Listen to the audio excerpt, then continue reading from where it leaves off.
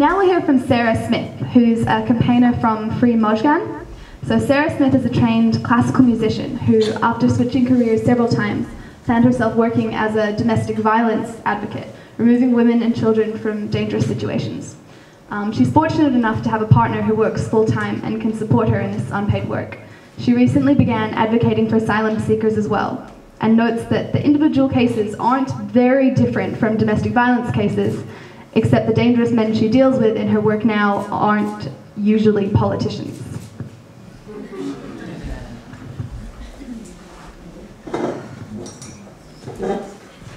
Hi everyone, and thank you for having me. I barely have the right to stand here tonight because I came to this path only 7 weeks ago, when a young woman, who I'll speak about later, was taken from Brisbane and transferred to a detention centre in Darwin. It shocked me to my core, and that is the reason I stand here tonight, with so many other stories like hers. In this time, I've gotten to know a number of asylum seekers in detention, and I'm here tonight to share with you their stories. Let's start offshore, on Manus, which is an absolute gold mine of human potential. It takes something incredibly special to get on a leaky boat and attempt to forge for yourself a new life, a new place in the world. The qualities I'm seeing across the board in these men are intelligence, resourcefulness, entrepreneurship. They are almost invariably well-educated, speak multiple languages, and are polite, well-mannered gentlemen. It is an honour for me to call them my friends. I can't give ages or country of origin to protect them from reprisals, so bear with me. Omid is a spectacular artist. I wish I could show you his paintings, but I can't risk identifying him. His use of colour and texture is sublime, and is entirely self-taught. He speaks fluent, almost flawless English, and is trained both in graphic design and as a mobile phone technician. He is intelligent, charming, charismatic, optimistic, and has a fantastic sense of humour. Out of everyone I've spoken to from Manus, he is the strongest one, the one least traumatised, the one who refuses to let the system break him. He wishes to study interior design, and I can guarantee you within a week of stepping off the plane, he'll have an internship. I cannot praise this young man more highly, and the day that he is allowed to contribute to this country is a win for both Australia and Australians alike. Mohsen is a poet, and he's an artist too. He is gentle, sensitive, and deeply traumatised due to beatings from the guards in detention. He recently rescued a possum, who he calls Shosho, from being cooked and eaten. He now keeps her in his room and is terrified she'll be taken away from him. He is a young man of great emotional depth and empathy, resourcefulness, compassion, and understanding. Last week he stabbed himself in the neck in another suicide attempt. He's too afraid to leave his room, too afraid to sleep, too afraid of the future, and terrified of what will happen to him and his friends. I wake up each day praying he'll wake up too, that this isn't the day I get that awful message saying we've lost him. Sorry. Amir. What can I say about this awesome kid? He started working from the age of 12, realising his Christianity would see him executed when he came of age. At 15, with his savings, he got on a plane to Malaysia, where he completed his studies, alone, without his family, as well as half of a double degree in Chinese and English. His visa wasn't renewed at this point, and he was threatened with deportation, which would result in his execution. He fled to Indonesia, where he was also denied a visa, so he got on a boat to Australia. I have so much love for Amir. He's intelligent, witty, a poet and an author, and has written a book that is currently being edited for publication. He is also traumatised, and like many of the men on Manus, has memory lapses. Nonetheless, he continues to tirelessly contribute to his community within the centre and assist those who are less functional than he is. He knows more about Australian politics than anyone I know, and wishes to study law to become a magistrate. And you know what? He'll be absolutely brilliant, because he is brilliant. His light shines so brightly, even from detention, that I know he'll amaze everyone if he is allowed to settle here. My next friend has asked to be identified only as Falcon, from Christmas Island. And let me tell you, Falcon is the coolest dude you will ever encounter. He's cooler than everyone in this room put together, and I realise tonight that's a big statement to make. He's rocking the sunnies, the sweatbands. He cuts his hair so it's business in the front, party in the back. He has the biggest heart of almost everyone I've ever known, and spends his time within detention working with church groups to assist the other detainees. Falcon shouldn't be on Christmas Island. He was being processed in Perth when he learned of his girlfriend's death overseas. He attempted to take his life and was sent offshore, presumably as a reprisal. Less than 2 weeks ago, he witnessed the aftermath of one of his friend's suicide attempts. This friend was left alone with a razor by detention staff, despite 2 suicide attempts within the previous 7 days. He rang me at 2 a.m. that Saturday morning, and all he could say was, there was just so much blood. He just kept repeating that, so much blood. Falcon has been repeatedly targeted by a gang of New Zealand criminals in the centre and has suffered multiple beatings. Again, he called me at 2 a.m. last Sunday morning in hospital after receiving stitches. He is now back in his compound in detention and is too afraid to leave his room. You're all familiar with the case of Nazanin, the rape victim from Nauru. She wasn't transferred to Brisbane until her organs started to fail, and while in Brisbane has been denied access to an independent psychologist sent by her legal team.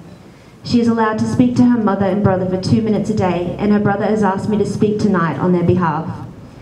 Omid is only 20 years old, but has had to deal with the aftermath of his sister's rape and her hysterical crying in the 2 minutes each day she's allowed to speak with him and his mother. He was also physically abused himself and urinated on by guards when he attempted to help her after she was raped. He is caring for his mother, whose health is rapidly deteriorating, and being pressured by immigration staff to sign to be sent home. Tell me, does anyone here not have a problem with this? This is the most disgusting travesty of humanity I've witnessed in my 30 years on this planet.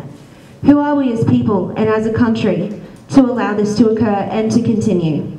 I call tonight upon Malcolm Turnbull, our new Prime Minister, to allow Nazanin's brother and mother to travel to Brisbane and to settle them here with full legal, medical and financial support in order to allow them to attempt to pick up the shattered pieces of their lives. We did this to them. It is our moral, ethical and legal responsibility to fix it and fix it now. And this brings me to the woman who is the reason I'm standing here tonight. When I heard about the case of Mojgan Shamsalapur, I was the kind of person who would turn the page of the newspaper when I saw articles about asylum seekers. Terribly sad, I thought. Not my problem. Then I read about a 21-year-old asylum seeker, a victim of child rape, who came here as a 17-year-old on a boat fleeing an arranged marriage with a 60-year-old man. I read that she was 3 months away from completing year 12. I read that she was married to her high school sweetheart, who was an Australian resident.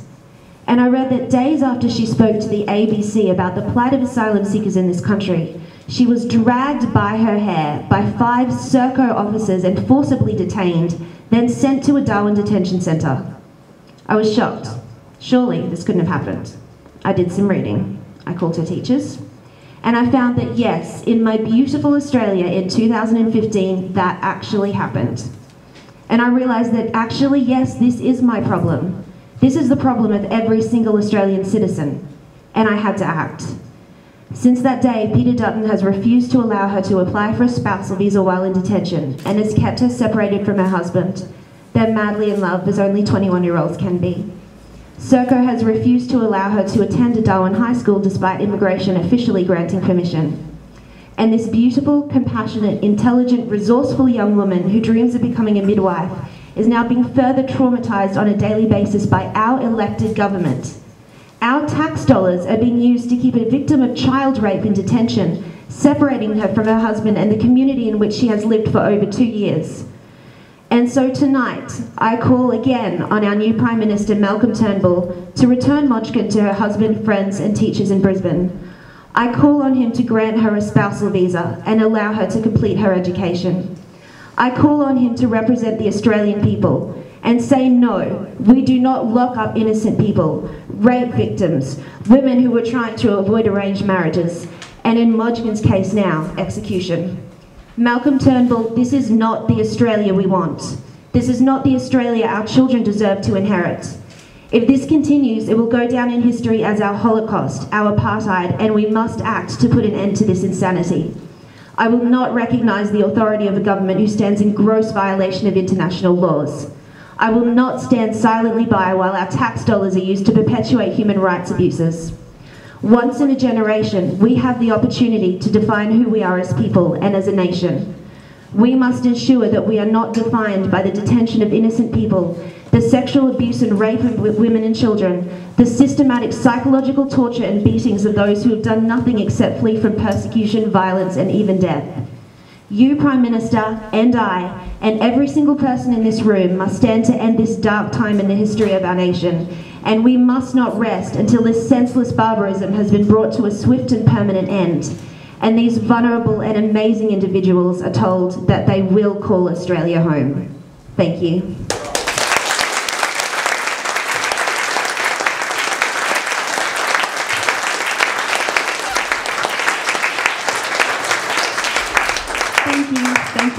Thank you so much. Does anybody have any specific questions for Sarah at the moment? How are you actually in touch with all these people when I thought we weren't allowed to do it? You gotta love Facebook, is all I can say. They're not technically allowed to have smartphones in detention, but most of them do. They're on Facebook, they're on Twitter, they're reading the news, they're seeing photographs of us at protests, and I can tell you what, it's keeping them going, so please keep showing up. Do you want to shout, or do you want someone to run a mic to you?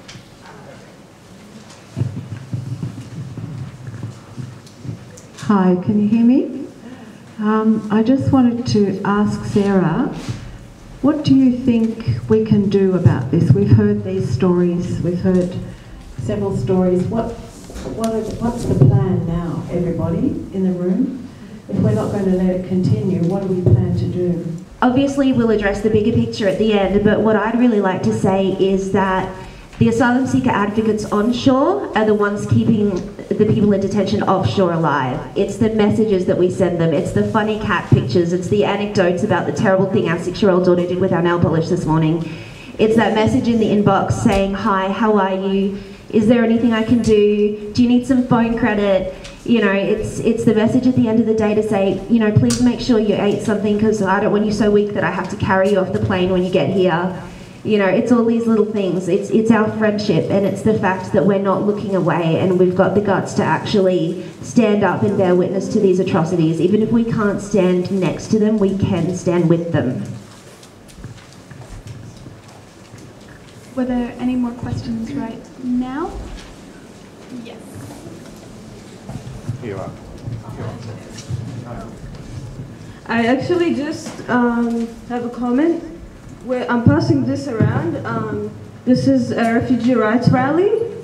It's happening on the 11th of October, and given the horrible and cruel policy that our government has put right now, I think it takes mass action and people on the streets to say no and end to detention in order to see some change. So this is just my answer. Thank you.